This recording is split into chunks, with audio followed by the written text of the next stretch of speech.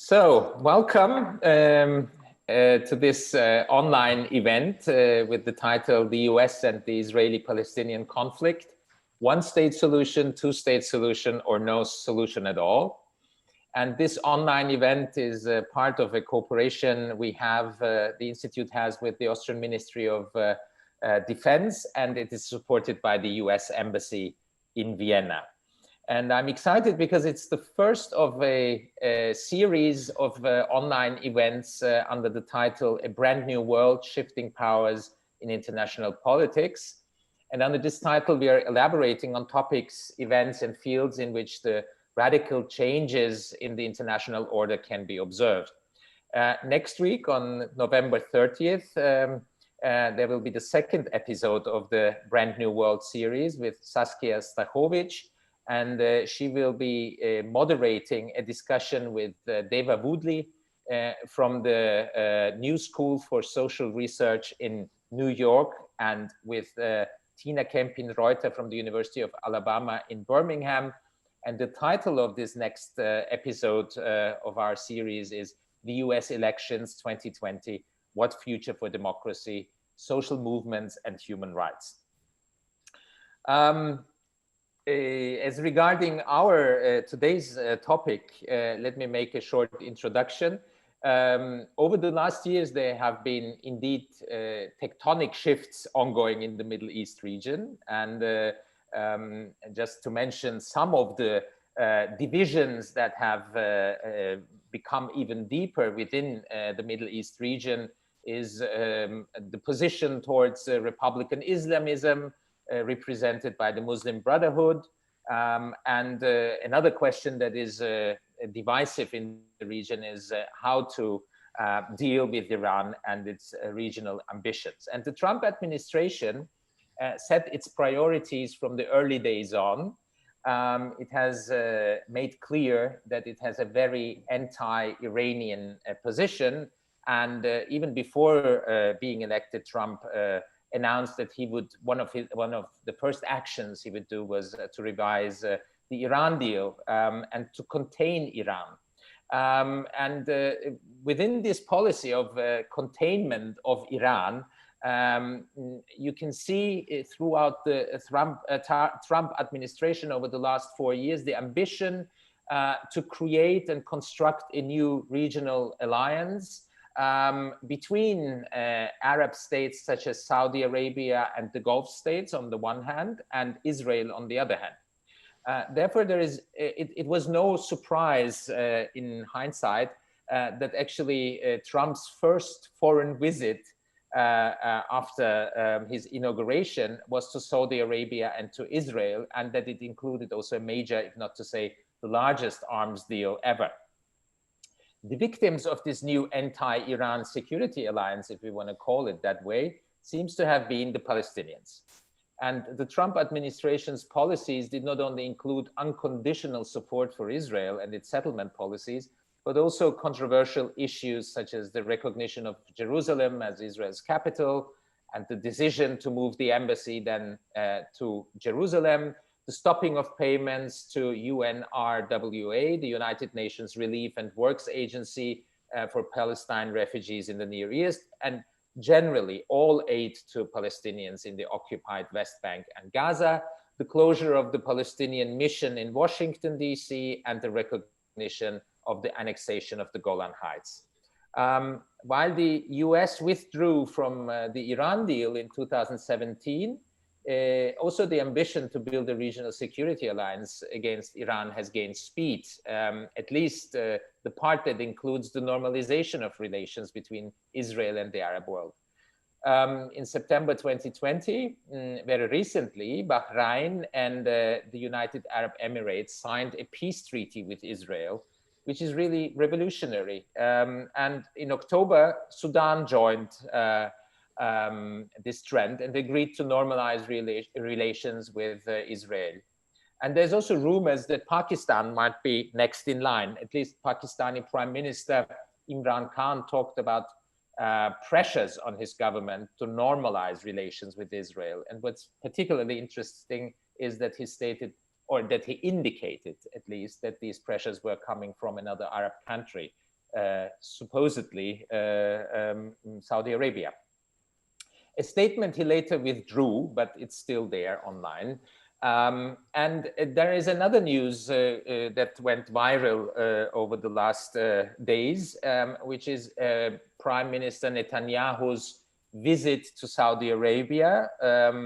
It's not confirmed, but there are many indications that this visit to Saudi Arabia took place. And in Israel itself, Prime Minister Netanyahu has come under pressure due to corruption cases. He's supposed to hand over to his coalition partner, Bruno Gantz, according to the coalition agreement from the White Party after 18 months after the establishment of the government. And when we look to the Palestinian side, it seems that the Palestinian Authority is more paralyzed than ever, and the Palestinians more divided than ever. So this all brings into mind the questions: what is to expect from a new US administration? Have we reached a point of no return? Are the policies of the last years under the Trump administration irreversible? Or is there any chance that we can move to another stage? Is there any chance for a two-state or one-state solution? Or is this something that has become obsolete or more something in dreamland? Won't we see any solution at all to the most long-lasting conflict? We will try to be addressing these and more questions with my guests this afternoon. And let me introduce the distinguished scholars that are participating in this discussion. First is Rafaela Del Sarto, Associate Professor of Middle East Studies at the Johns Hopkins School of Advanced International Studies, SAIS, Europe campus in Bologna. And she's also a visiting fellow at the European University Institute in Florence. And she's joining us from Florence, actually, right now. Her areas of expertise include the international relations of the Mediterranean, Middle East, and North Africa, particularly in relation to Europe, questions of borders, political and regional order in the Middle East, the Israeli-Palestinian conflict, and Israel's domestic and foreign policies. And before joining SAIS Europe, she was part-time professor at the European University Institute in Florence. Prior to that, she was Pearce Fellow at the University of Oxford. And prior to that, Marie Curie Fellow and Jean Monnet Fellow at the European University Institute. She received her PhD from the Hebrew University of Jerusalem. And before that, she studied at the Albert Ludwigs University in Freiburg, and she's an excellent speaker of the German language. She has written a lot of books. Her most recent one is, and now let me try to share it on the screen, is Israel. Oh, I'm sorry, this is the wrong one. Her most recent one is, this is technology. I'm really sorry. This is the one of Rashid, who hasn't joined us still. I will try to manage to show the picture of this, of the book. I was so well prepared for that. I'm really sorry. This is the problems you face with well, let me do it afterwards, if you allow. I will try to find it. I'm so sorry. I don't want to lose too much time. I will show the picture of the book a bit later. So she's the editor of several books and volumes, but her latest book is Israel Under Siege: The Politics of Insecurity and the Rise of the Israeli Neo-Revisionist Right.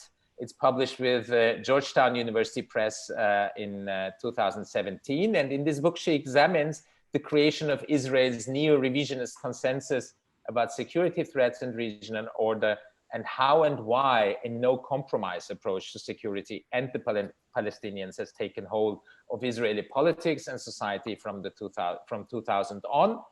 And she, of course, has also extensively published in a number of international journals. Rashid Khalidi, who I hope will join us in a couple of minutes, is the Edward Said Professor of Modern Arab Studies at Columbia University and director of the Middle East Institute of Columbia School of International Public Affairs. He's also editor of the Journal of Palestine Studies. He is a graduate from Yale and later university. He received his PhD later from Oxford University. And he is also politically active. He was advisor to the Palestinian delegation to the Madrid and Washington Arab-Israeli peace negotiations from October 1991 until June 1993. And he is the editor. Now I'll try again with his book. So I'm sorry. You see, I can't really manage. He is the author. Now, well, this is, now I could find finally Rafaela's book. This is Israel Under Siege. And now let me try with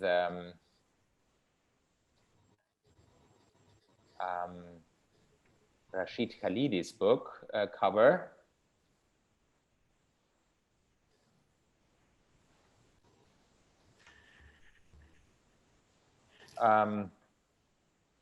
He is the author of, I'm sorry, it doesn't really work. He is, he is the author of The 100 Years War on Palestine.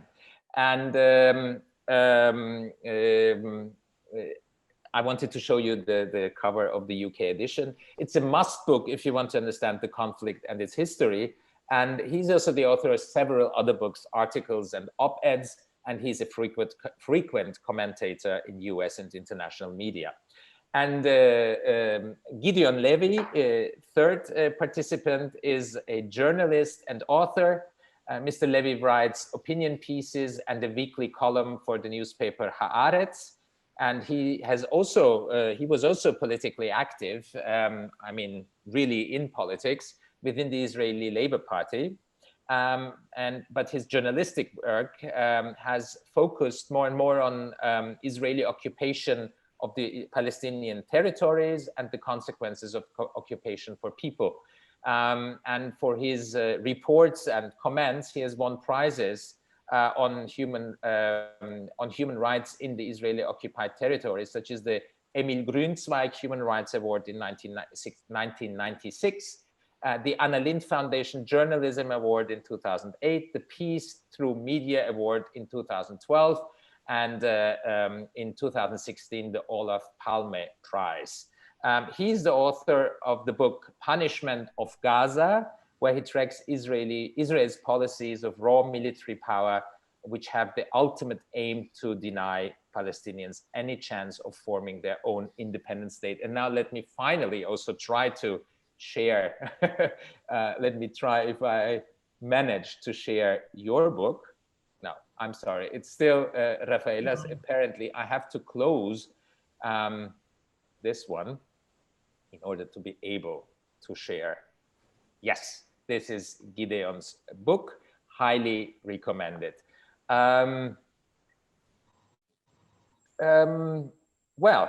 This event is streamed also on Facebook and it's recorded, and it will be available as a podcast on www.oeep.ac.at, which is the website of the Austrian Institute for International Affairs. And you can also, as I said, stream it on Facebook, where the Institute is present. And it's also present, of course, on Twitter under the address info@info-oep. And after our discussion on the panel, we will be able to take questions, which you can pose through the Q&A function you will see on your screens, or you do see on your screens. So in this first round, I'd like to draw a picture of the current situation. I made a short introduction, what has happened over the last years. And I would kindly ask you to limit yourself in your first answers to my questions. I wanted to start with Rashid, I'm sorry, but I can't see him. So I would move to Gideon. Gideon, do you expect anything different from the Biden administration? And isn't there the immense risk that in this interim period until the Biden administration will take over, the Trump administration can still push through some radical measures and policies and advance their policies? So, and what do you think? Is there anything different to expect from the Biden administration? After all, Biden and Harris, they already made clear that they are Zionists and that they kind of support Israel. But I think there are nuances between between Biden and Trump. You have the floor, please. Thank you very much. Thank you for having me. I'm very happy always to approach Austrian. My first language was some kind of Austrian German, but ich habe es ganz verlernt. The good news are that Donald Trump is gone or is about to go. The bad news is that Joe Biden is going to replace. And I want to elaborate on this. After 8 years of presidency of Barack Obama, maybe the greatest hope ever for justice in the Middle East, maybe the greatest hope ever for liberating the Palestinian people and giving them their rights, which ended with a huge disappointment. After those 8 years, nobody should expect anymore too much from the American administration. I think we should understand that after 10 American presidents and 53 years of occupation, it's about time to realize that the United States is not going to do anything about ending the occupation. Condemnations, yes. Peace plans, yes. Peace conferences, yes.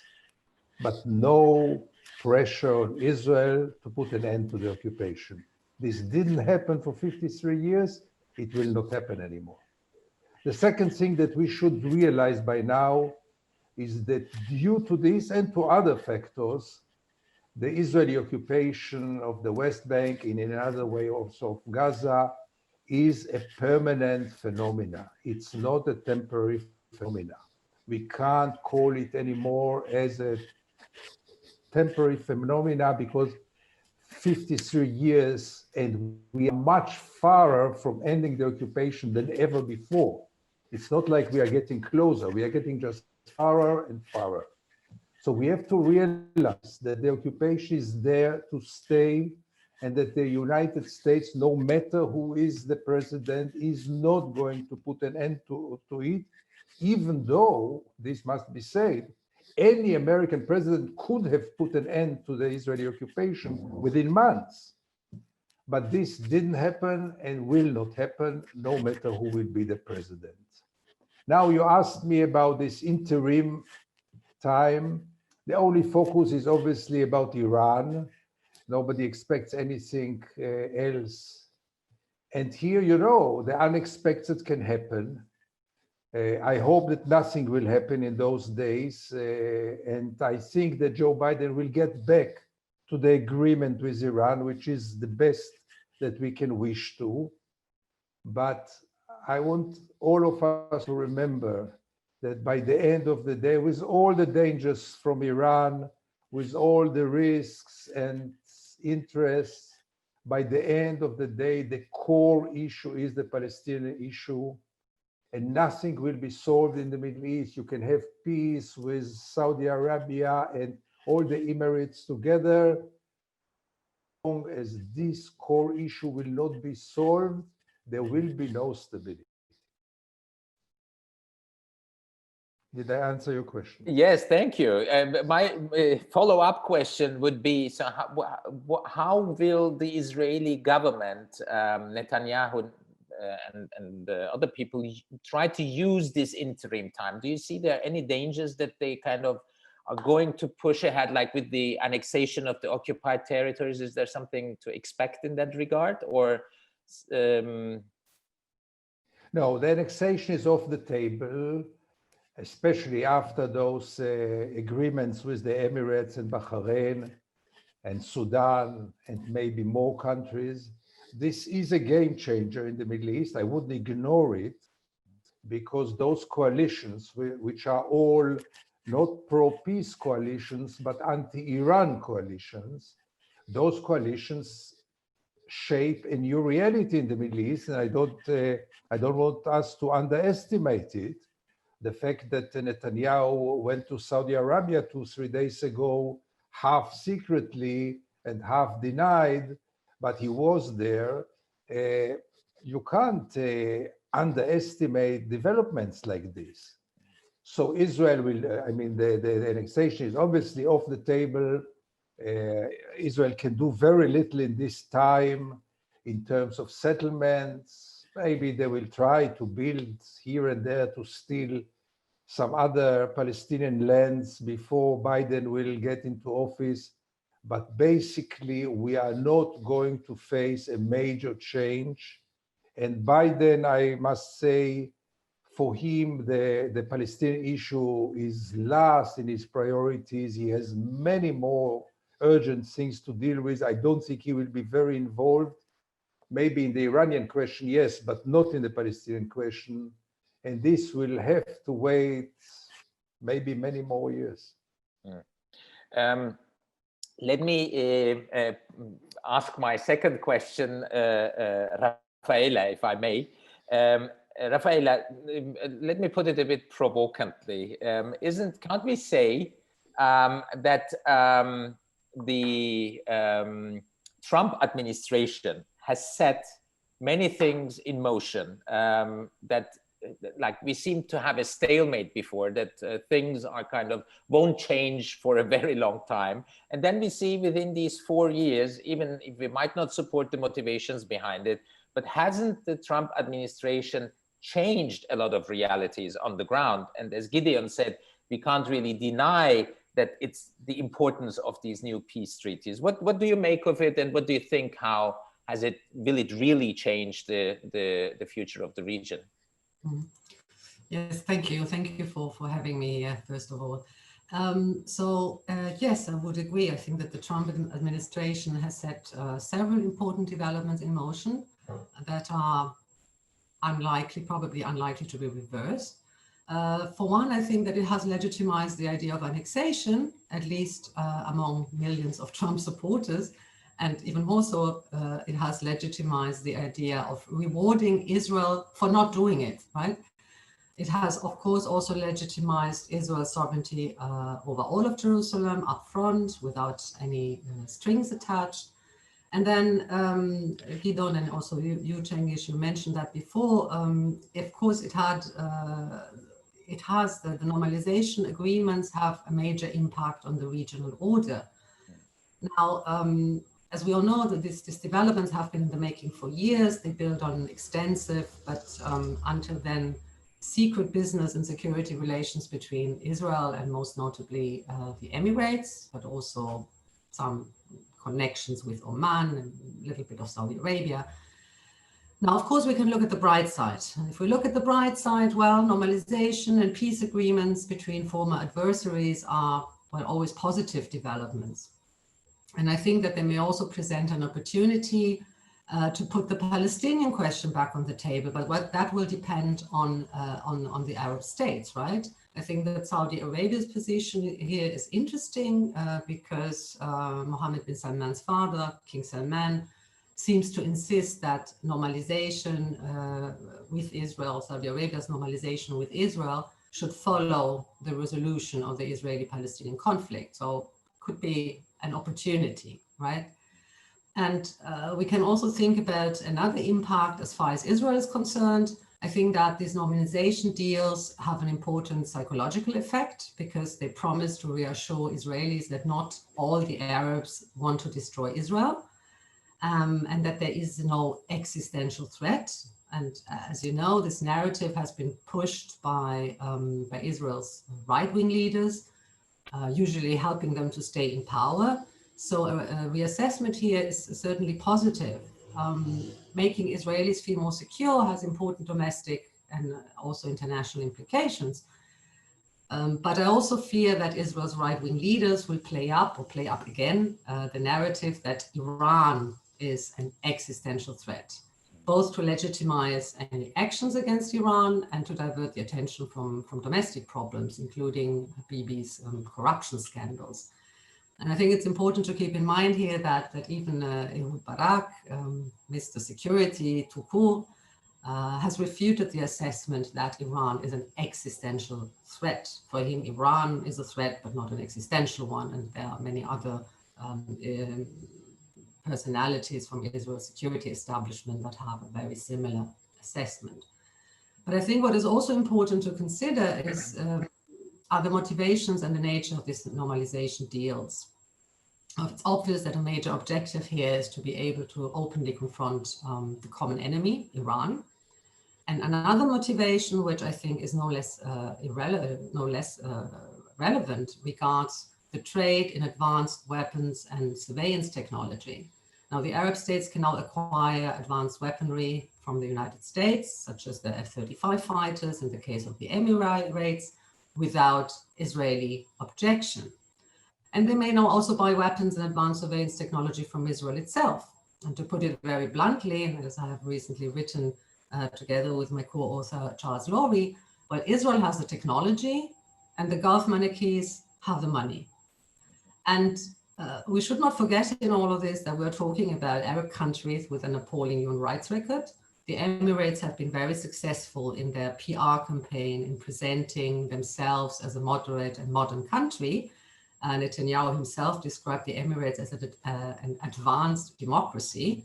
That was a tweet that was then deleted, right? But this is far from reality. I mean, go and read the reports of Amnesty International or Human Rights Watch, read about those cases, of people who have been arrested without indictment or access to a lawyer, who have been held in incommunicado detention, who have been beaten, tortured, and so on. So the romance between Israel and these countries will be over if and when the first Israeli will be arrested in these countries, I would assume. And of course, we can also think about the actions of the Emirates and of Saudi Arabia in the war in Yemen or in Libya as far as the Emirates are concerned. And this is also important to consider. We're talking about states, Emirates, and also Saudi Arabia, that have regional ambitions.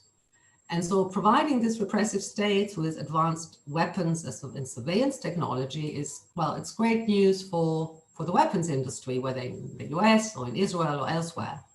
But it will not only further fuel the arms race, it is also a matter of human security and human rights, and thinking that these deals will contribute to regional peace just like this, I think this is simply naive.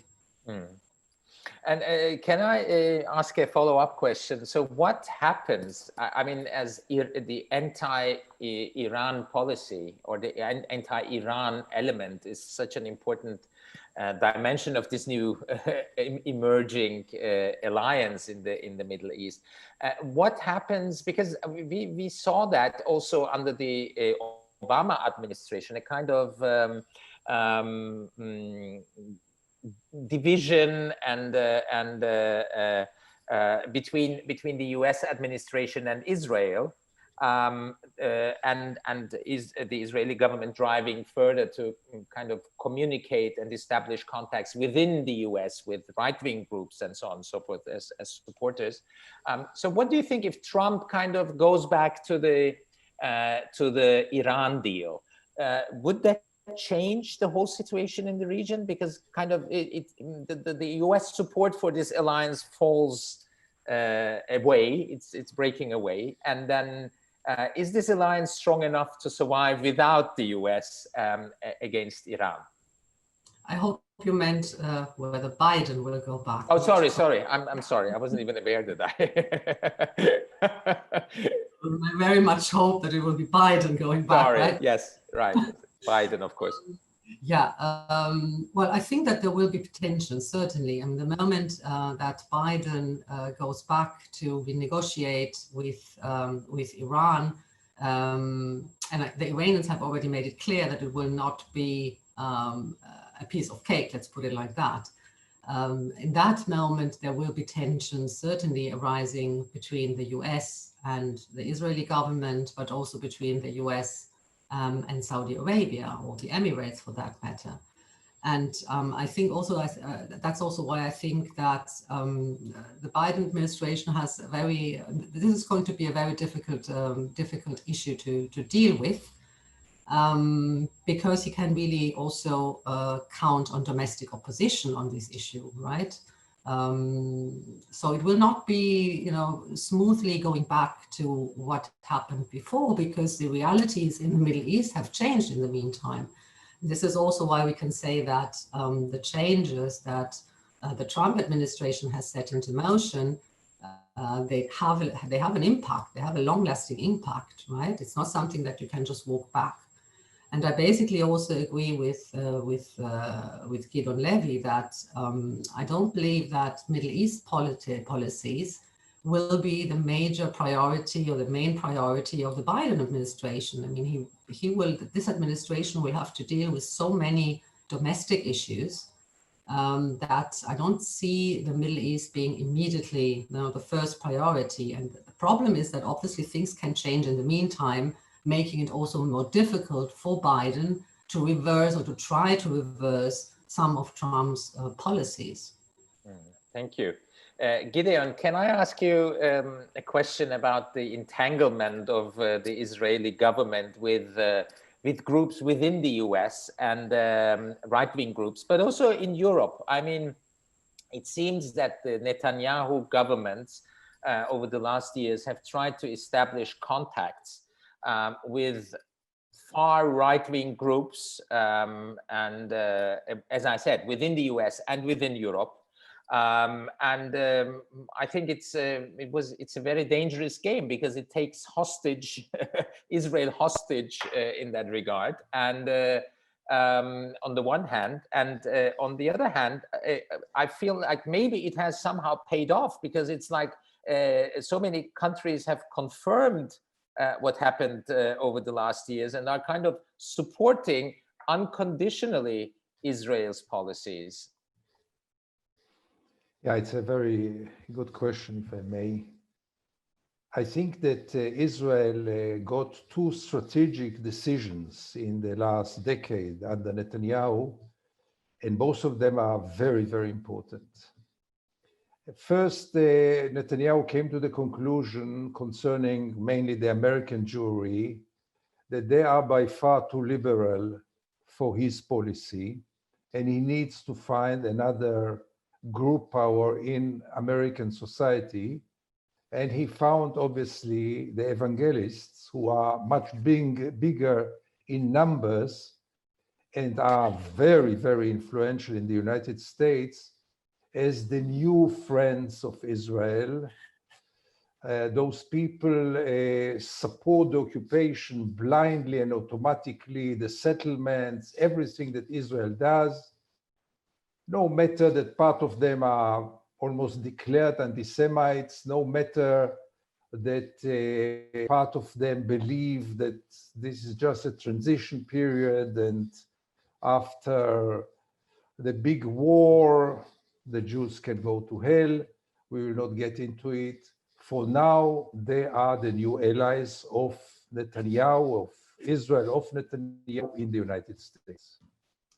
In Europe, Netanyahu got, and his administration got, another strategic decision, and it's even more dangerous than this. They decided that they are going to shut up any criticism of Israel. And they do it systematically with bringing up the guilt feelings that Europe still carries, but they do it in a very rude way, and it's working. The amazing surprise is, how did this strategy paralyze Europe? I can tell you Europe is paralyzed now. Journalists, columnists, scholars don't dare to criticize Israel because Israel labels any criticism as anti-Semitism. And it's working. And that's a strategic change. They found that labeling any criticism of Israel as anti-Semitism, mainly in Europe, is working like hell. I mean, I'm amazed again and again. Countries like the Scandinavians, which were so critical about Israel, are all of a sudden paralyzed. You can hardly say something against Israel in Sweden because immediately you will be accused as an anti-Semite. And who wants to be accused as an anti-Semite? In the same time, obviously, and this is worldwide, Netanyahu realized that the most reliable friends are really the right-wingers, the almost fascists, the racists, and many times the anti-Semites of the world. I mean, Orban is a good friend, and Bolsonaro is a good friend, and even the president of the Philippines, who compared himself once to Hitler, is a good friend, and he even came to Yad Vashem as a guest of honor. We don't check anymore who you are.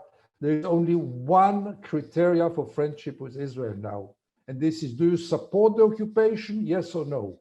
If you support the occupation, we forgive you for anything. If you don't support the occupation, you are a bloody anti-Semite. And the problem is that Europe is cooperating with this game, which is anti-democratic and not just. And here is the challenge for European civil societies to raise up their voices, not to surrender to this dirty game in which it is forbidden to criticize Israel. Not only forbidden, it's getting criminalized. I mean, BDS is criminalized in Europe and in the United States. What does it mean that if you call for boycott or sanctions because of moral or political reasons, this is criminalized? I mean, who heard about criminalization of political steps? And Israel succeeded in it, and the challenge is really the challenge of you, Europeans.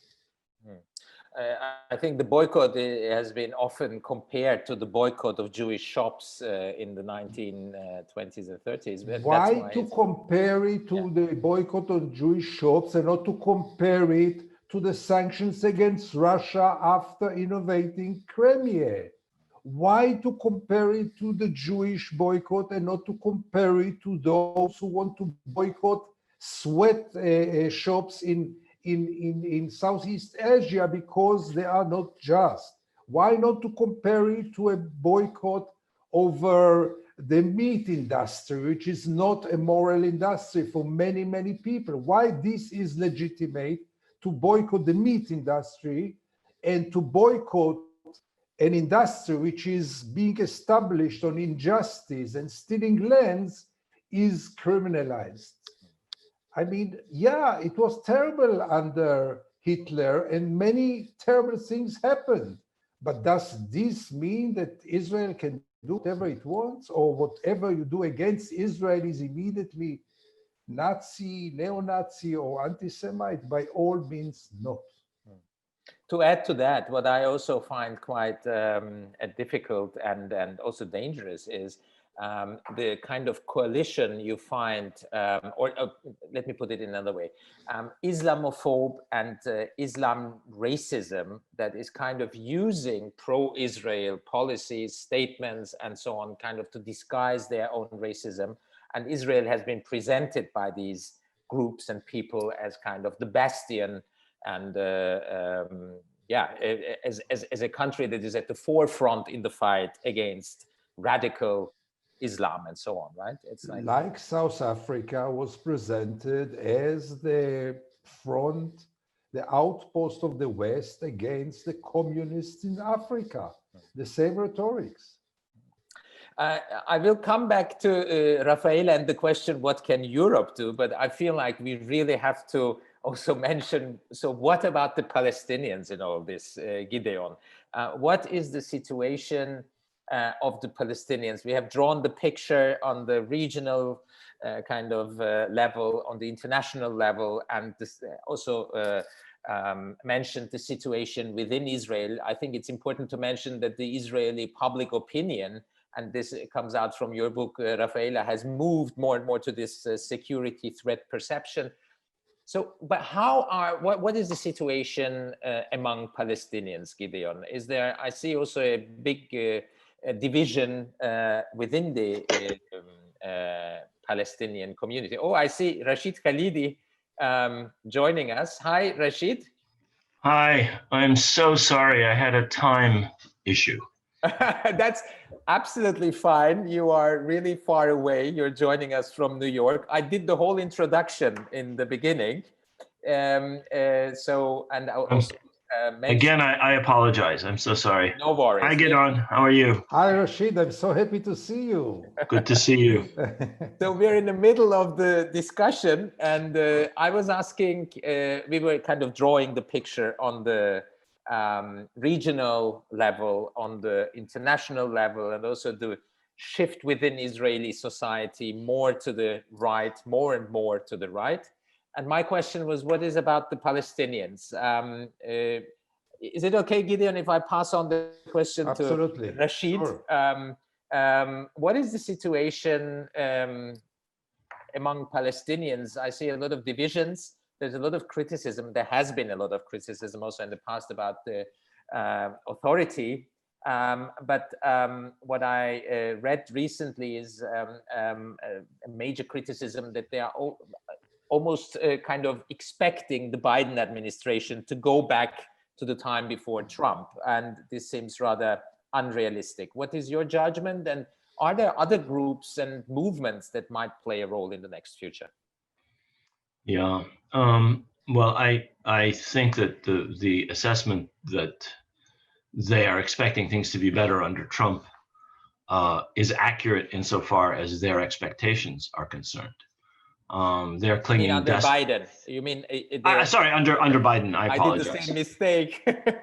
Yeah. In other words, the Ramallah leadership has no strategy, no vision, absolutely no idea how to get out of the situation the Palestinians are in, and have not had an original idea since they came into power, originally through elections. And they are desperately clinging to the hope that a Biden administration will throw them a lifeline, anything to legitimate them in the eyes of their people, who before whom they have very little legitimacy. They have patronage, they have salaries, they control, they have certain levers, but they have no legitimacy. They have everybody knows they have no strategy, no idea how to change the status quo. And I think they believe that the Biden administration will give them an opportunity to at least pretend to return to meaningless negotiations, which they can claim will lead to a change in the status quo. And there will be minor changes. There's no question that the Biden administration will remove some of the most punitive anti-Palestinian measures taken by the Trump administration. And that will be touted as relief and a change and so on and so forth. Will the blockade of Gaza be lifted? No. Will the United States openly oppose occupation and actually do something to limit it? No. Will the United States cease to fund and diplomatically support the expansion of settlements? No.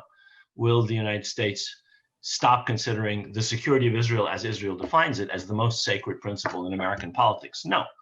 And since the security of Israel is the most elastic concept imaginable in the Israeli definition of it, it means that everything that they do is justified vis-a-vis the Palestinians. So nothing will change fundamentally. Will the United States change the completely unequal basis for the negotiations, which it has insisted on for decades? No. However, they won't pay attention to those things because they are just desperate to cling on to power. They have no strategy, no idea of how to get out of this situation. So are there alternatives? Unfortunately, the two great patronage machines supported from externally, which is to say the Fatah PA in Ramallah and the Hamas PA, or whatever you call it, government in Gaza, strongly supported by outside powers, are very difficult to overcome. They have security apparatuses. They collaborate in different ways with Israel. Hamas restrains attacks from Gaza sometimes in service of Israel's security, and at other times is either unable to or unwilling to. The PA actively cooperates with Israel to preserve the security of the settlers, the occupation, the status quo. That will not change, and that division, which serves only external interests, it doesn't serve the Palestinians. It serves the narrow interests of a bunch of politicians, Hamas and Fatah, and the interests of Israel and of the external backers. So Turkey is happy, Qatar is back happy, Iran is happy, the backers of the PA, Israel and the United States are happy, and so everybody but the Palestinians get something out of this arrangement. It's something that will crack, but I don't know when it will crack. I don't see it cracking now. The age and the infirmity of Mahmoud Abbas may be something that might lead to some change, but in the indefinite future, that's not. And there's no obvious alternative within Fatah. I mean, the bankruptcy of Fatah extends to the fact that its leadership has no, plausible alternatives. Dahlan from outside is a threat to many people. Very strongly backed by the Emirates, strongly backed by Egypt, probably backed by Israel and others to some extent. But I don't think he's a credible alternative. He wouldn't be accepted by Palestinians. And Hamas has nothing to offer. So I think that there is a situation of stasis. Palestinian civil society is active intellectually, artistically, culturally, all kinds of things are happening, but I don't see a political alternative right now, which is very unfortunate because this is a moment when a change might impact, especially since I wanted to just say one thing about Israel. One of the things that I have noticed in the decades I've followed Israeli politics is that changes in American policy sometimes do have an effect on Israeli public opinion. The rightward shift in Israel has partly been a function of mainly been a function, I'm sure, of internal developments, but it's also a function of the absolute permissiveness of the United States towards anything and everything and anything that was the settlers, the right wing, have wanted to do. There's been no reaction from the United States, when and if there is. And I'm not suggesting Biden is going to react very strongly, but when and if there is, over time, I think we might see some changes in Israel because Israel understands how deeply connected it is to the United States. And when and if the United States begins to actually change, I think you might then see some of the preconditions for Israelis making changes. I'm interested in what Gideon has to say about that.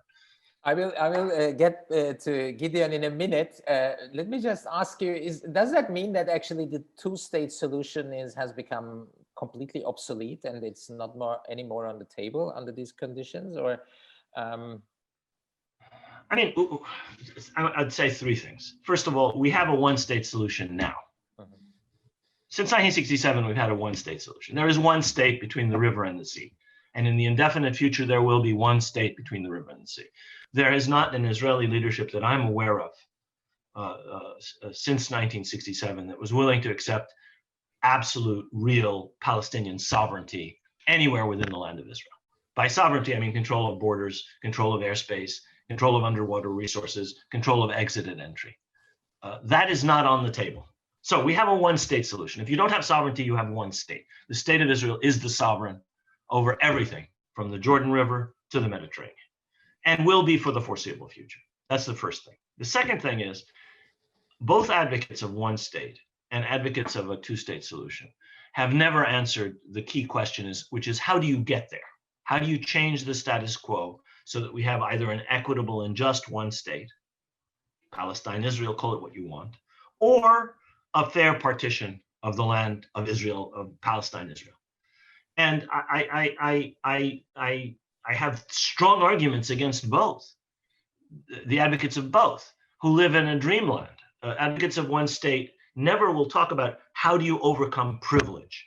How do you overcome systemic, structural, legal barriers to equality and justice? And finally, how do you overcome the international consensus for a Jewish state going back to 1947? How many countries in the world would accept a change in the status of Israel? I can't think of one. So how do you get from this one state solution, which is Israel imposing everything it wants over the entire territory, to one in which the two peoples somehow have a single state, binational state? Doesn't matter. The details are irrelevant.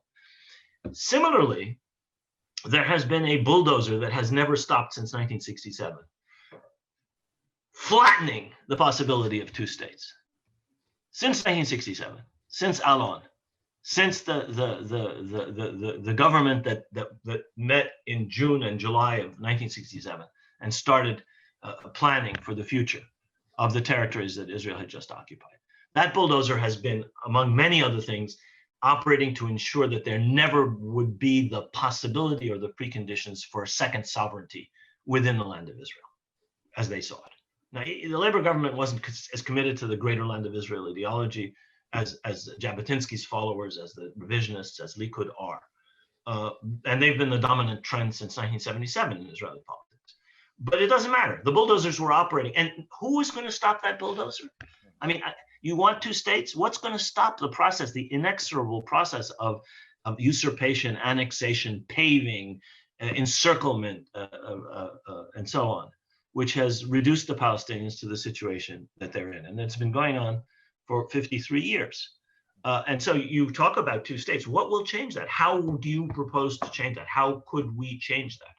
How would you change the mealy-mouthed, deceitful claims of support for a two-state solution, which have accepted 53 years of demolition of the possibility of two states on the part of a broad range of countries that over time have come to accept the two-state solution, into a commitment to force Israel to turn the bulldozers back and undo 53 years of efforts to make a two-state solution absolutely impossible? Nobody has talked about any of those things, either strategically or tactically. So both of them live in Never Never Land, as far as I'm concerned. Now, I'm not saying that I don't think that a two-state solution is almost impossible, but a one-state solution, which is just and equitable, is no more feasible in the short run, given the absence of a strategy to get there. Thank you. Gideon, that sounds like the shift in the office of the Prime Minister to Bruno Ganz won't make a big change in regard to the policies towards the Palestinians, occupation, two-state solution, and so on. And not even the change only to Bruno Ganz, but to any other government would make a big change. What do you think? Is there any chance within Israeli politics for a change in the next future? First of all, if I could, I would applaud to Rashid, because I was looking for one sentence that I could disagree, one word that I could disagree, maybe to add something, maybe to find a nuance. But he phrased it in such a wonderful way. So first of all, it must be very clear. Rashid, I salute to you, because I totally agree to anything you say. Well, it's partly because I read you all the time, Gideon. No, seriously, that's the picture. The problem is that after listening to Rashid, the only thing you can do is commit suicide. I mean, what else is left? No, I don't agree with that pessimism. I don't agree with that pessimism. I don't agree with it either. And you spoke about the lack of strategy. I would like, and then I get to your question about the lack of strategy. I just want to add 2 points. First of all, I think that the Palestinians are now in their worst point ever since 48.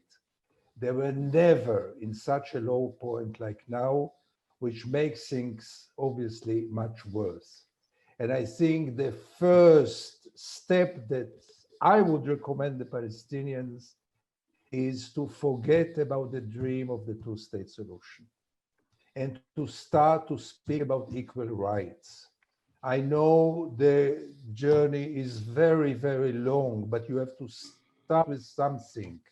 And if the Palestinian will start to speak in terms of equal rights, it might create a new atmosphere at least. Because about equal rights, Israel cannot talk about the informal religion of Israel, which is security. It has nothing to do with security.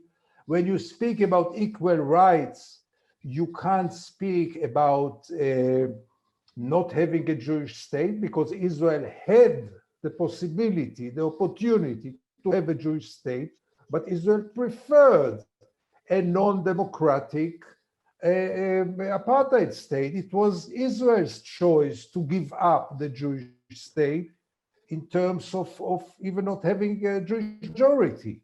I totally agree. I mean, the one state was born in 1967, and the only question is what regime will be in this state. And this should be the discourse, this should be the struggle. Now, you called this 3 or 4 times Benny Gantz, Bruno Gantz, which is a nice name, but I'm not sure it makes much difference. As I said before, there were 10 American presidents in 53 years who none of them had an intention to put an end to the Israeli occupation. And there were less, I don't remember how many, Israeli prime ministers in this time, and none of them had ever had a serious intention to put an end to the occupation. None of them, including the Peace Nobel Prize winners, including those from Oslo and those who opposed Oslo. There's one thing which is common almost to all Israeli politicians and Israeli society, and this is not to enable a real viable Palestinian state and not to put an end to the occupation. Therefore, when it comes to this core issue, the differences are very, very small, if at all. It's about rhetorics, it's about bluffing, it's about making the occupation more convenient, it's about appearing more liberal, like Shimon Peres, who was a man of peace and built more settlements than Netanyahu. It's about being liberal and using a liberal language, but by the end of the day, don't expect any Israeli politician or the Israeli society to wake up one shining morning and to say, oh, the occupation is not nice, let's put an end to it. It will never happen by itself. The only way to make it happen will be when Israel and Israelis will start to pay and be punished for the occupation. That's the only way to make a change in Israel. And unfortunately, I don't see any signs from the international community that it's willing to do so. Thank you, Gideon. Rafaela, would you agree? Don't you see any actors within Israeli politics that might be outside of this security and securitization mainstream? And my second question is, like, what role could Europe play? If it can play any role, what could that be? I'm the only woman on the panel, and I'm perhaps also the only one who then lives in Neverland or Dreamland, right? I'm not that pessimistic as Gideon and Rashid are. I'm very pessimistic regarding the future of the Israeli-Palestinian conflict. But I don't think, and I agree with the statements of both Gideon and Rashid, that there was no Israeli leader who really wanted an independent Palestinian state, a fully sovereign Palestinian state, and there was a lot of policies that were sort of course, Israel wants peace, that's obvious. The question is always on what conditions, right? But I don't think that the two-state solution is totally dead. It's a bit dead, but not totally dead. But I think what certainly is needed is to get away from what was the Oslo framework. And when I say that I don't believe that the two-state solution is totally dead, is because, in fact, over the decades, the parameters of this two-state solution have become more or less clear, right? There have been important understandings between Israel and the Palestinians over the last decades that may still be relevant.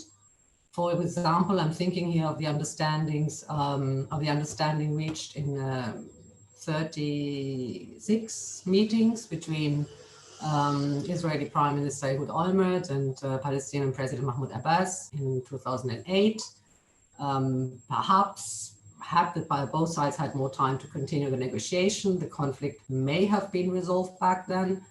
Both sides have unofficially agreed on the security plan that was prepared by US General John Allen. The Clinton parameters are still somehow around, and there is the Arab Peace Initiative of March 2002 is also sort of still on the table, right? And certainly the Oslo process, I think that it's important to learn from the mistakes. And I think that the first point is really to acknowledge the asymmetrical power relations in the conflict, because this is very often an assumption that Israel and the Palestinians are equal powers, which they are obviously not.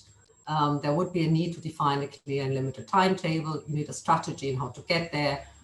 You need an independent monitoring and verification mechanism.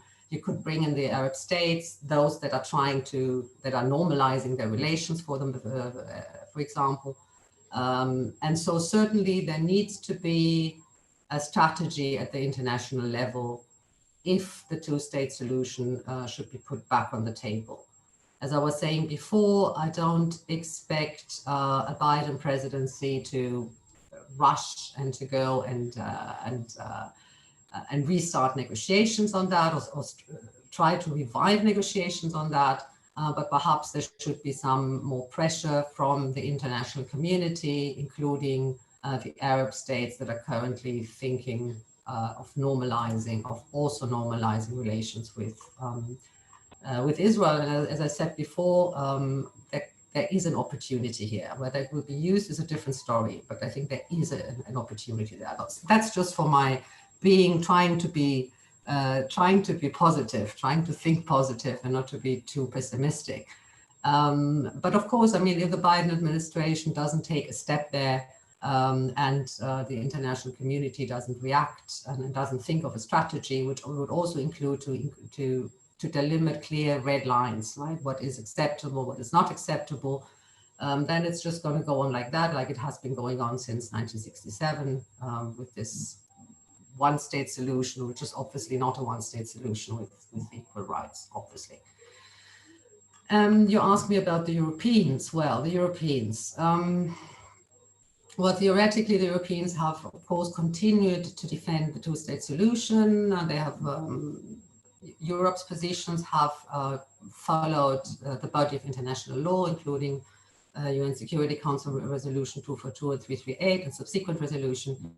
And that means that the position of the European Union and its members has been that Israel's control over the territories, including East Jerusalem, and the construction of settlements there are illegal, and that the Fourth Geneva Convention is applicable as well, and therefore Israel is designated as an occupying power. This has not changed. And we have also seen that several national parliaments in European countries have passed resolutions that invite the respective governments to recognize the state of Palestine. Sweden has already done so. Now the question is obviously, do the Europeans matter at all? Here again, I want to take the position of being a bit more optimistic than is usually the case vis-a-vis the Europeans. Let's put it like this: they could matter. Because ever since the Oslo process, the Europeans are very heavily invested in the Israeli-Palestinian arena. There is excellent trade and institutional relations with Israel. They provide massive financial support to the Palestinians.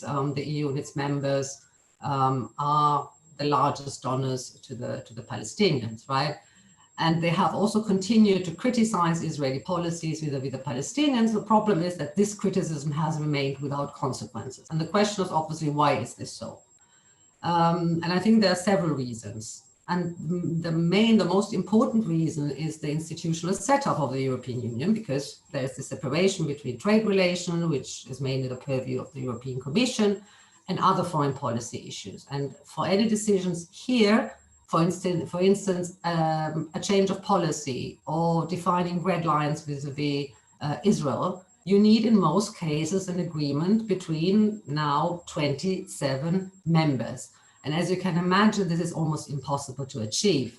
And to add on what Gidon was saying before that, there has been another very successful Israeli strategy, namely the fact that Israel has sought new allies within Europe. Think of Hungary and others, Poland and so on and so on. Well, Poland is tricky, but let's say Hungary and other states. And that has actually made the process of finding consensus on the Israeli-Palestinian issue even more difficult, right? If it was already difficult before, the fact that Israel has really tried to make new friends among the EU member states and has succeeded in doing so has made this finding of a consensus even more difficult. And I think this is one of the main reasons. Now, the second is, of course, that Europe is first and foremost interested in stability, in what it considers its southern neighborhood, and some economic benefits as well. And of course, from a European perspective, you look at the Middle East, well, compared to the rest of the Middle East, Israel is a stable country. The PA has guaranteed some sort of stability as well. So why would you rock the boat, right? And the third reason is that there has not been any international consensus on an alternative framework for resolving the conflict. But that also means that should a Biden presidency resuscitate, let's say, the two-state solution, it could certainly count on European support. Actually, I think the Europeans are desperately waiting for Biden to restart talking about the two-state solution. So the Europeans could play a role. Of course, there has been Israel has been very successful in its strategies to ally with certain countries within the European Union, specific member states. It has been very successful as well, and I agree with Gideon, on declaring every criticism of Israel, branding it as anti-Semitic. And I think what is an important aspect here is that the Israeli right-wing narrative has been very successful in equating any criticism of Israeli policies with criticism at Israel, right? Or basically challenging Israel's right to exist. And of course, these are completely different things, right? I mean, you can be critical towards a specific policy. That does not mean that you have any issue with Israel's right to exist. But I think that here again, there has been a very successful strategy, particularly in Europe, but not only in Europe, that basically puts these two issues on the same level. Thank you. Rashid, before opening the floor also to questions from the audience, may I ask you, you recently published a piece where you say the Europeans have a moral obligation, responsibility because of the colonial past in the region, and as Rafaela highlighted, it's difficult to see a unified EU as a real broker in this conflict. Who could play a role, in your opinion, within Europe? And then before you joined, we just discussed that there is another moral kind of burden within Europe that is often used and utilized and abused by the Israeli government and its policies to kind of equal anything that sounds like Israel criticism with anti-Semitism. And we talked also about the boycott, the call for the boycott that has been compared to boycotts of Jewish shops in the 1930s, for instance. So who do you see within Europe as a potential actor that could play a positive role? And well, I'm a little less optimistic than Rafaela is about Europe. First of all, I think that outside of issues of trade and economics, where Europe actually is a heavyweight and has a certain coherence, even though it is difficult to overcome the resistance on almost any important issue of the authoritarian governments of Hungary and Poland that are holding up internal things as well as any kind of European foreign policy that would be effective in the Middle East. I think that Europe almost doesn't exist as a real force. It is one of the most important contributors to Israel's, in fact, it's the major trade partner of Israel. European support in the form of, in a variety of forms for Israel is infinitely more important than the charity that they give to keep the Palestinian Authority alive.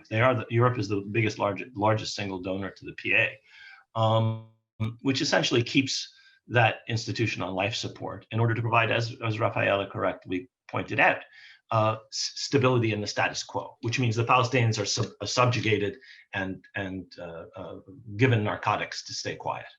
And that, to my way of thinking, has limitations, obviously.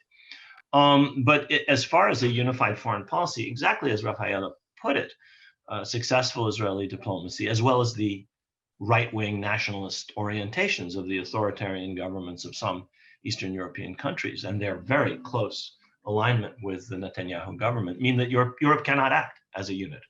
Individual governments could, but if you could get the Germans and the French to stop squabbling over defense policy, or if you could get the British to stop leaving Europe, then maybe Europe could exist. But it doesn't.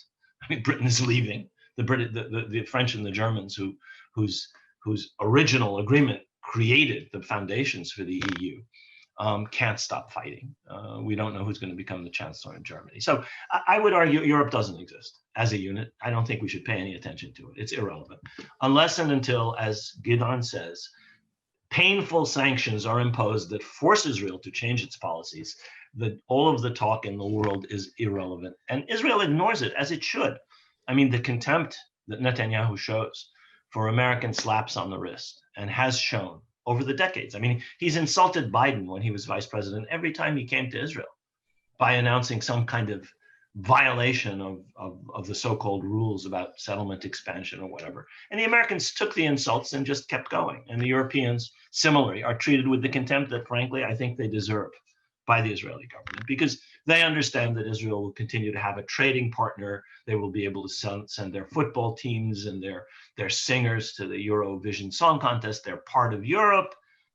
All is for the best in the best of all possible worlds in real terms.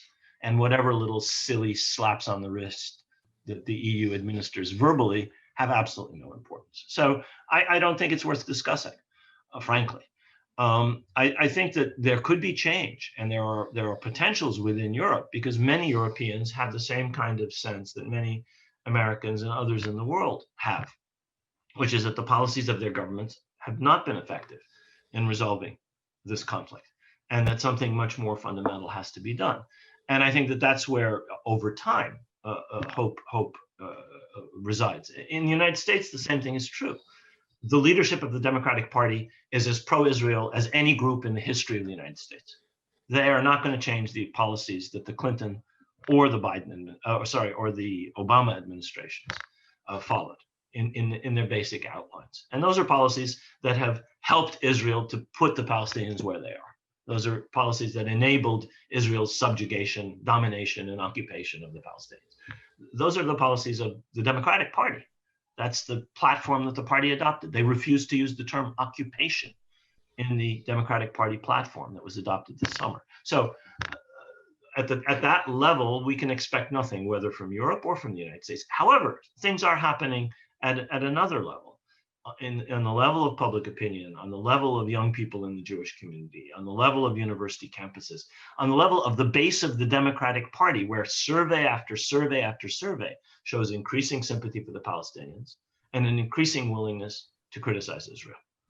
That's where there are real possibilities. I mean, you will now have another half dozen or 10 members of Congress join the ones 18 or 20 in Congress, and a couple of senators who have taken positions in support of Palestinian rights and somewhat critical of Israel.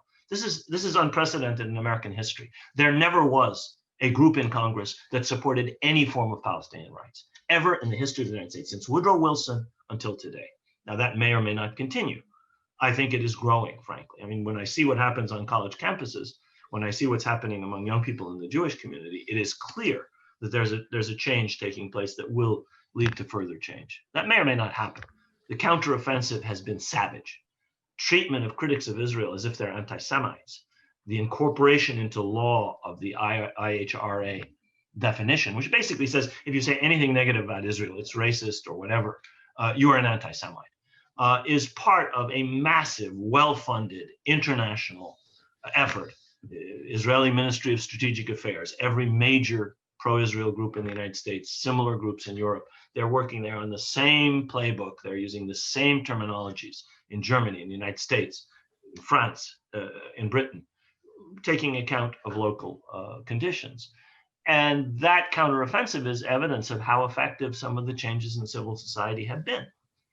They're fighting fire with fire, and they've been quite fierce in their reaction to these changes. Those changes are the things that give me some reason for optimism over the medium term. I don't think these are going to change. Pelosi's not going to change. Schumer's not going to change. Tony Blinken is not going to change. Kamala Harris is not going to change. These are people who are deeply committed to the status quo. Okay, status quo ante before Trump. They don't want to be as visibly pro-Israel. They don't support some of the more extreme positions taken by the current administration. But that does not mean that they'll change in anything basic. Israel's security is still sacred. You'll get a majority of both houses to kowtow anytime anybody says Israel's security. So we're not going to see anything in the short term, but I am optimistic, not because of European official policy, but because of changes that are going on in civil society in several European countries. I mean, I'm invited to talk to groups, student groups and so on, especially in Britain, but in other parts of Europe as well, and in the United States, that show that there is change taking place, at least among younger people. And I think that that's a sign, an encouraging sign. Thank you for this also positive outlook at the end of our discussion. I would like to take some of the questions and comments and address them to them. I just saw it in the chat, a comment that said Israel needs to advance the settlements because of also the growth in its population. Is that something you would agree to, Gideon? The settlers don't need an excuse except of the Bible. For them, that's enough to grow. It has nothing to do with the growth of population. It has only to do with this desire for territory, for real estate, for expand Israel as much as possible. Nothing to do with the size of the population, because there's still enough room in the Negev, in the south part of Israel. If you want to populate it there, you are invited. The settlement movement is there with one purpose, and this is to prevent any chance of any kind of Palestinian sovereignty.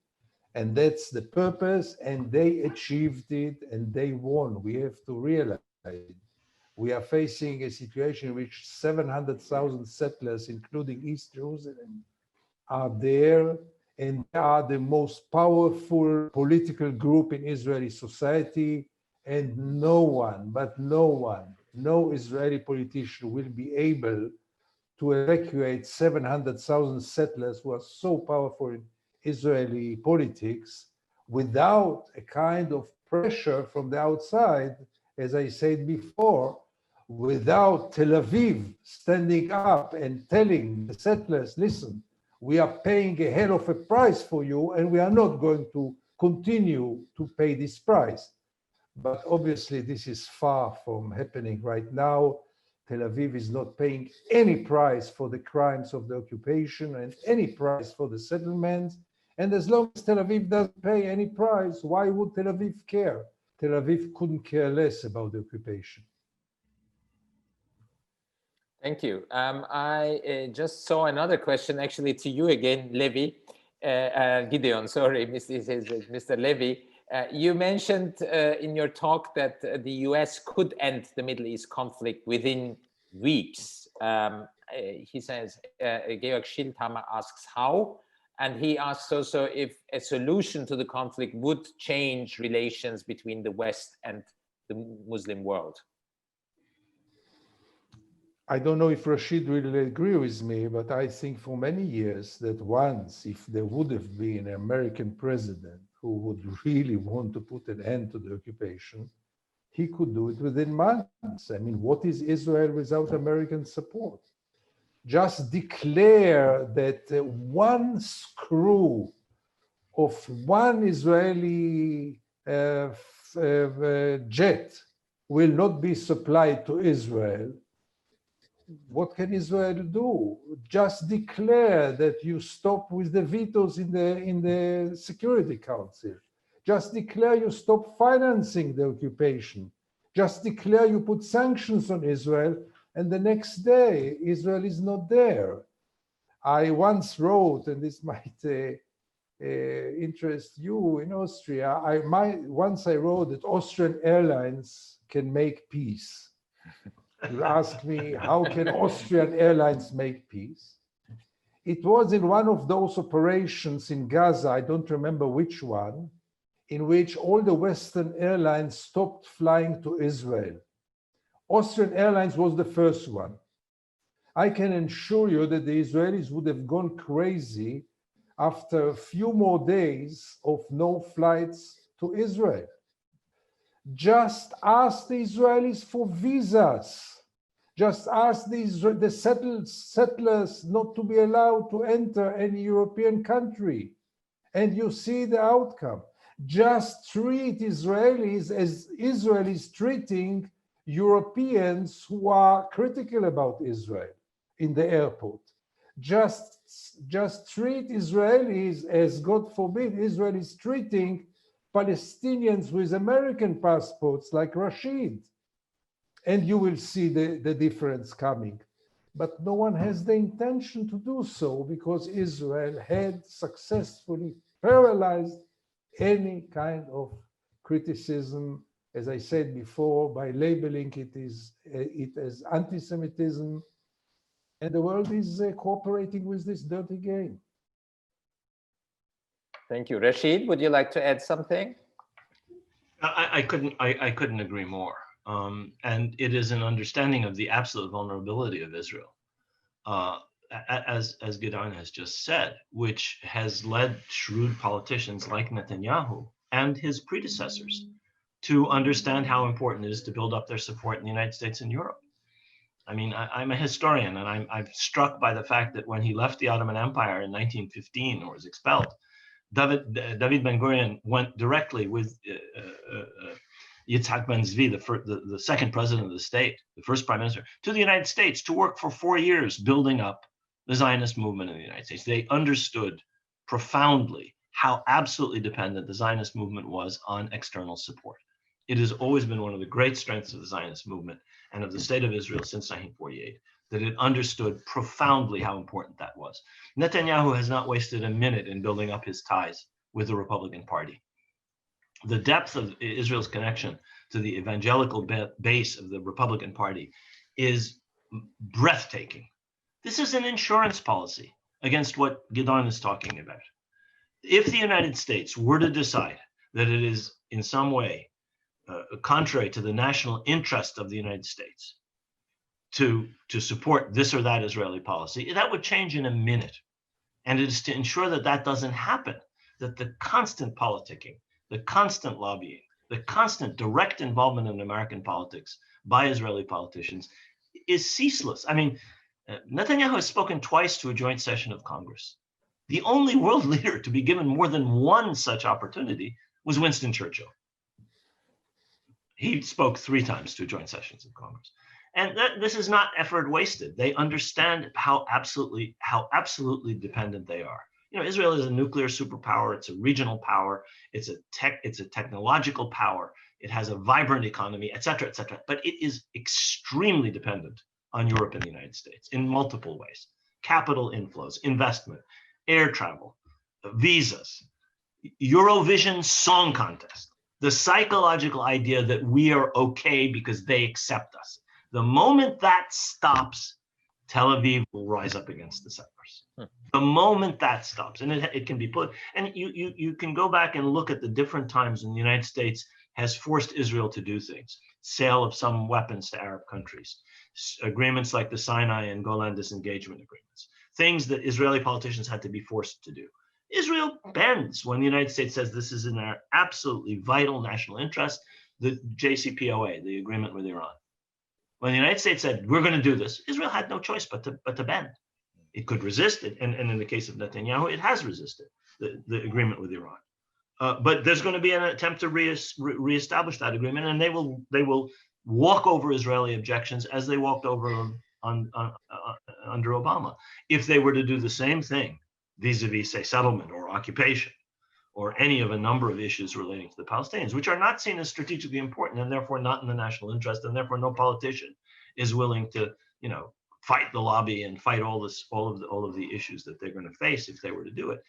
Israel would be forced to concede. There's much evidence to that effect on issues that have nothing to do with Palestine in the Middle East, where the United States has done as it pleased.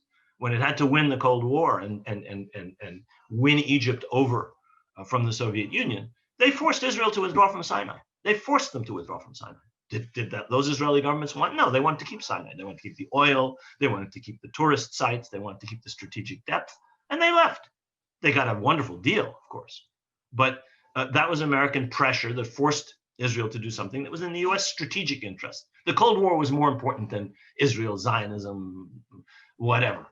And you can read the documents are now available for those negotiations back in the 70s and the 80s. So yes, I agree completely with what Gidon says. Real pressure would produce results. May I ask you, Rafaela, Sarah Sharif asks, do you think that there might be any chance that there is a sea change within Israeli public opinion because the costs of occupation become too high probably, and there is a push for change from within Israeli society? Or do you also think, as Gideon and Rashid do, that it's basically only pressure from outside that will induce any change within Israel? Thank you, Sarah. I don't think that there are any costs for Israeli society, I mean, at least for Tel Aviv, let's say, to continue exactly the same policies. I think there are no major costs. And for these reasons, I don't see any major change happening. And of course, I agree with Rashid and also with Gideon that if Israeli society would pay the costs for its policies and of the ongoing occupation, I'm pretty sure things would change very quickly. But for the time being, I mean, you can happily live in Tel Aviv or in Jerusalem, and basically the Palestinian issue does not concern you. You don't see the occupation, right? You don't see the Gaza Strip. You don't see what is going on there. So there is no price to pay for the time being. And that's why I don't expect there any change. And also because right-wing narratives have become very powerful. They have become powerful over the last decades, perhaps, right? The idea that there is no partner for peace is very powerful. And many Israelis, even those who define themselves as center, left-wing, liberal, they do believe that there is no partner for peace. There's no one to talk to. I mean, this whole normalization issue, the current normalization deals, they could change that or undermine that type of narrative. But there are different aspects of a discourse that has become hegemonic in Israel that justifies the continuation of specific policies. And that policy doesn't mean ending the occupation is not part of that policy. Absolutely not, right? It's the opposite. So I don't see a change there. But certainly, I mean, you have both talked about the United States and partly also about what Europe couldn't do. Certainly, I mean, the Europeans, if they wanted, they could also end the conflict tomorrow, right? Not only regarding the Austrian airlines, Austrian flights from Austria, or generally speaking, tourism. But I mean, there have been discussions also within European circles to say, well, perhaps introducing stringent conditionality on both sides as regards human rights violation could be an issue, something that could be done. Of course, there is the whole free trade agreement, the trade relations, as Rashid was saying. The EU, not the US, is the biggest trading partner of Israel. There have also been discussions to say, well, that's always off the record, but phasing out, for example, support for the Palestinian Authority could also be a measure, basically then forcing Israel to take up its obligations as occupying power, and so on and so forth. The problem is, as we said before, that the Europeans are it's very difficult. They don't get their act together in really agreeing on anything because of 27 member states, internal divisions on other things. But I would still not agree with Rashid that the Europeans are completely irrelevant. And perhaps here again, civil society may play a role, and also specific countries may play a role. As a last question, we are beyond our time limit already, but we also started a bit late. Let me put a provocative question to both of you, Gideon and Rashid. How come that the Palestinians don't have any real supporter on the international stage? Why is there no one kind of taking side for the Palestinians, and you feel they are absent in this whole conflict somehow?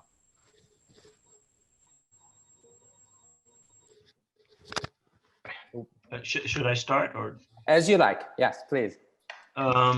I mean, it's an accurate observation, and it represents a change. When you go back to the 1970s, the 1980s, there was considerable support for the Palestinians. There was third world support. There was support within European societies.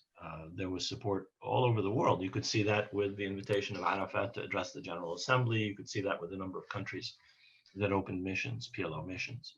And that was a function of an active diplomatic policy on the part of the PLO leadership. One can fault them for many things, but they put Palestine on the global stage, and they did garner some support. It also was a function of the Cold War, it has to be said. The United States support for Israel and for conservative regimes in the Arab world, and Soviet support for other supposedly progressive regimes, authoritarian regimes, in fact, in the Arab world, created a situation that the Palestinians actually benefited from. So they had some regional support. The governments that supported them stabbed them in the back quite frequently in the Arab world. And the Soviets were not much use. But the situation was better than it is today. A part of the problem is what several people have mentioned, which is the complete collapse of the Palestinian national movement. I mean, Gideon said Palestinian politics are at their worst state since 1948. He's right. You can go back and look at the state of complete disarray right after 48. And I think that the situation today bears some resemblance to it. There is no Palestinian voice internationally because there's a divided Palestinian polity between two leaderships that really have no vision and no strategy. And unless that condition is changed, you're not going to have the possibility of the Palestinians having a voice, which in turn can win support. The Palestinians have to say something that people in the world can respond to, can resonate to. This is what we want, and this is why you should support it. Who is saying that? Abbas? Nobody hears him. He's voiceless. He does, for all practical purposes, he doesn't exist. Hamas? For all practical purposes, they don't exist. So the Palestinians who had a voice, 60s, 70s, 80s, even into the 90s, do not any longer. And that's the fault of Palestinian leadership and a problem that the Palestinians themselves have to solve. Now, where could that support come? Well, it'll come from countries that see it as in their interest. It will come when there's more democracy in the Arab world. Arab public opinion, according to repeated surveys by the Arab Center in Doha, is as supportive of the Palestinians as it ever was. Arab regimes, the most undemocratic group of regimes on the face of the earth, are weak and lack legitimacy. Many of them are absolute monarchies. Some of them are military dictatorships, Egypt, for example, Algeria. And those regimes which do not benefit from consent of the governed and are dependent on external forces to support them, Saudi Arabia can't defend itself. It never has had a military that could defend its own borders, let alone. It has two armies, one to protect the regime from the people and to make sure the army doesn't get too strong. We're talking about governments with no internal legitimacy, do not depend on consent of the governed, that depend on Israel or the United States or other external powers to protect them. Of course, those countries are susceptible to the influence of the United States and Israel. And of course, they don't represent the views of their people. I'm not saying that there will be democratization in the Arab world, but what happened in 2011 What happened in 2019 shows that those are the aspirations of most people in the Arab world, to get rid of these kleptocrats who steal the wealth of their societies and rule them without any regard for the views of their people, and increase inequality and increase poverty and do not solve their society's problems. Democracy is a terrible, imperfect system, but it's better than what most Arab countries have. And any change in that direction could lead to a situation where the Palestinians could appeal to Arab public opinion and have Arab governments represent what their opinions are. Most Arab countries don't want normalization with Israel until Israel recognizes Palestinian rights. The Sudanese government is divided between the military and a civilian wing. The military takes billions of dollars from the Emirates. They're the same people who under Bashir were guilty of war crimes in Darfur. Hemeti is the man who commanded and led the Janjaweed. He's the man who is the advocate of normalization, together with General Burhan. These are war criminals, people who served under Bashir and who Israel and the United States have relied on to overcome the resistance of Sudanese civil society, Sudanese democratic forces, the Sudanese civilian government, in order to ram through normalization. Well, the Palestinians would benefit from civilian government in Sudan. The Palestinians would benefit from public opinion in Algeria controlling government instead of the apparatus inherited from since 1965, the generals and the secret police and the system that controls Algeria, and so on and so forth. So those are changes that are not going to happen today or tomorrow, necessarily. They may not happen. But when and if they happen, and when the Palestinians get their act together, then you can see support from the Arab world. You can see support from that say, yes, what the Palestinians want is reasonable. They simply want justice and equality. However they put that, in terms of two real states or in terms of one state with absolutely equal rights for everybody. Nobody has the right of return if the other doesn't have the right. Nobody has the right to property if the other doesn't have, and so on and so forth. However you put it, if the Palestinians had a message like that, they could have support globally, again, as they had in the 60s, 70s, and 80s. Thank you. Gideon, Rashid perfectly described why a corrupted system in the Arab world is kind of supporting makes these systems and leaders more kind of easy to draw into the camp of the Trump administration, for instance. But what happened to the left that were also supporters of the Palestinians? Why is there no leftist support within Europe or elsewhere for the Palestinian cause? My main fear is of what I call Tibetization of the Palestinians. And I think we are witnessing it by now. Gradually, slowly, but surely, the Palestinians are becoming like Tibet, weak, forgotten, with so many forces which prevent any kind of justice for them. And this can last for many, many years. I never thought so. I remember years when I had breakfast last time with Rashid many years ago in New York. For me, it was unforgettable. In those years, I believe that the occupation will come to its end because something will happen and it will explode in the face of Israel. Not anymore. I start to think that this can last now for decades at least. Israel is so strong, the Palestinians are so weak, and you know, the world does not like weaknesses. The rhetorics might be very sympathetic, but finally they are so weak now that they don't serve any international interest. And you know, you don't expect morality, international law, or justice to be a major factor in the international community. And the European left, first of all, you know, there is very little left from the European left. I still remember the days of Bruno Kreisky and Willy Brandt and Olof Palme and Soares and others, the Socialist International. They were much more supportive to the Palestinians, obviously. Those were the great days of the Palestinians in Europe. But even they didn't do enough because they were paralyzed by those blames of being anti-Semites, and those years were closer also to the Holocaust. We are speaking about the 70s. Europe had to be more cautious about Israel, about the Jews.